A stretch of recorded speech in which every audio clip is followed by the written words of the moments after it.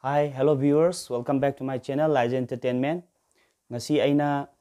reaction video amtang tawjage am interesting web reaction video amtang tawjage tawani ai mausa mamangda kaya tawkidri aduba mamangda aina sagol sen haba akhoigi short film ama khak leibani sagol sen the Thursday haina khangnaba short aduda reaction video macha am semjaki bani mayam aigi description da link chu hapcharke yam nungsiba short film amani yamna achumba factor based tawraga saba adugumba short film amani sagol sen the Thursday and adu ingbi ningagadi ingbi adu ngasi aina tawdosi am interesting oiba akhoigi celebrity afawba ahum reaction ai react macha amtang tawjage tawbani haiba celebrity ahum dudi akhoigi Biju Ningombam Bala Hizam aduga Susmita ko ahum sigi video mate mate ai thajarake aduga ai react kitang asigi matang ai kitangi comment amasu reaction ai tawjage teng minasi okay aigi video da mai onchen si sida lere photo Biju versus Bala versus Susmita ko हमसे हजिक बलागा दिनेश का लोहोंगा मतुंग the मखोय नि गी मरते interview मचाम लो माले अनमोय अपाम पाम द हंगबनी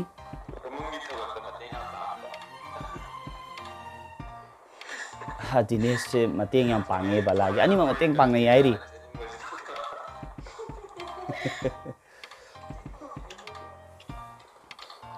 अनि मक्से मोय गी लोहोंगा मतुंग द लोबे इंटरव्यू माले को Wang hangi se, mo ni da hangi ne ko, mamit pun chalaga hangi ne ba.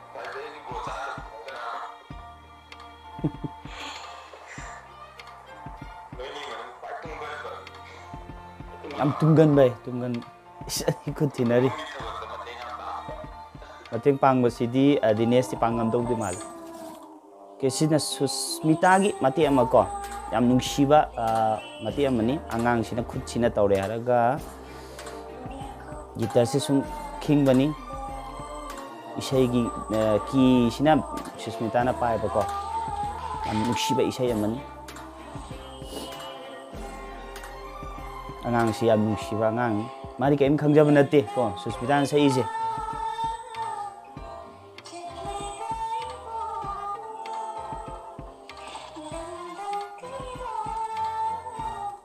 yam nusi Susmita na ki se paira ga sum angang se sum khongan bai tare ko kaim ta khangna te angang si ji Susmita gi sorry kanu ni okay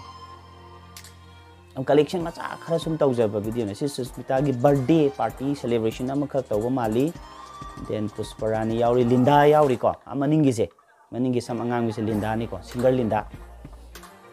then Susmita gi birthday ni birthday celebration tawri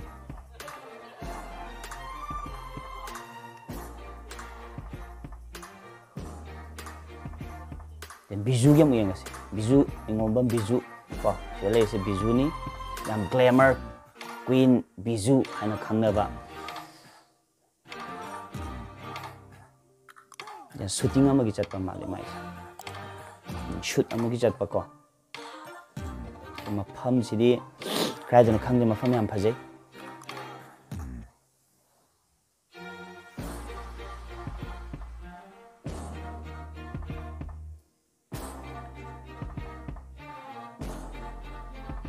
mafam se yam scenery se yam phajai tar haidi my background scenery se Biju Ningombam Biju se khara noi thokre ko ma se tang figure se magadi ena mong tani Biju se noi re ma se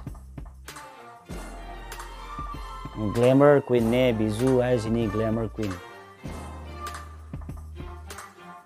no pase asi yam lei Biju se asi am lei bane no pase ma se tang noi thoki base ko adu cinema go makomok pakani tang noi base ko figure khram ta de phaje de ko yeng ko nungai te dan